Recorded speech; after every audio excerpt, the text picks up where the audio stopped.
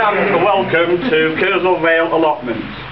May I introduce Mr. Harry Davis, the chairperson, Mr. Chris Bateman, our secretary, and myself, the treasurer, Jack Hobbs.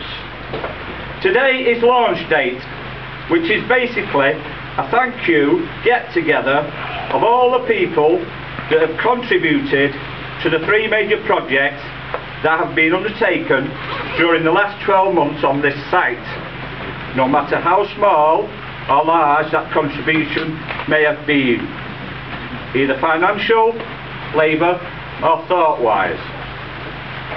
Project number one, the orchard project.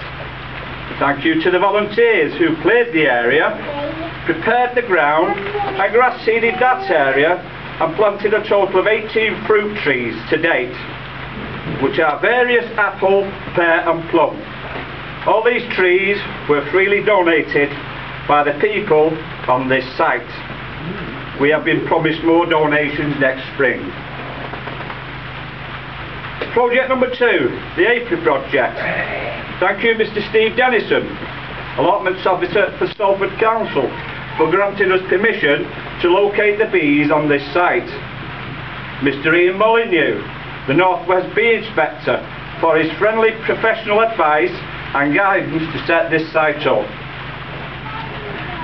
New Deal in the Communities and the Cooperative for funding the training of the Kersal Vale beekeepers, which now number 9. The training took place at Manchester Beekeepers, based at Heaton Park. Thank you Lena Crow, the Apiary manager, and their committee for all their help on your site visit. Also Winnershaw Park for all your advice and guidance during our training.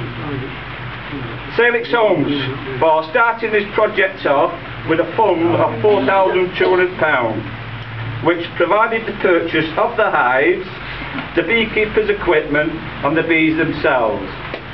We now have 2 strong established colonies and are planning to add 2 new hives next spring.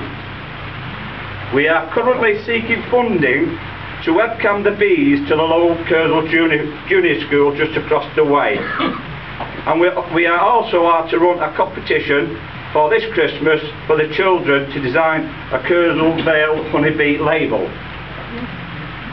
We made a promise to Mr. Kevin Scarlett, Salix Homes, that we would give him the first jar of Kersal Vale honey. Kevin, I've just got to apologise. We're not extracting for another 3 weeks, but you will get the first jar. Okay.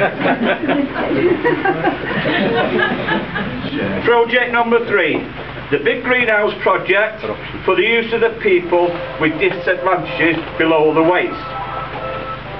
A small mention for the National Lottery. In declining funding to us, they inspired us to proceed with greater effort and determination when they rejected our application.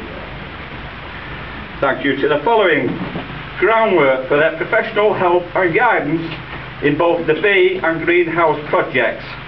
They brought on board people such as Marks and Spencer's, the Environment Agency and others, which provided a big chunk of the funding of these projects. I must mention other people who played their part in this project. Mr. Williams of Salford Parks, Mr. Keith Gillard for his most generous donation, which allowed him to save this greenhouse from being scrapped, which allowed us to dismantle it to this site for refurbishment.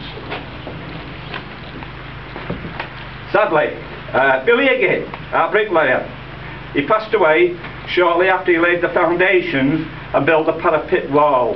God bless you, Billy. The girls, Carol, Linda, Sylvana and Peggy, for supplying the gallons of tea and keeping us nourished with the hot and meat potato pies.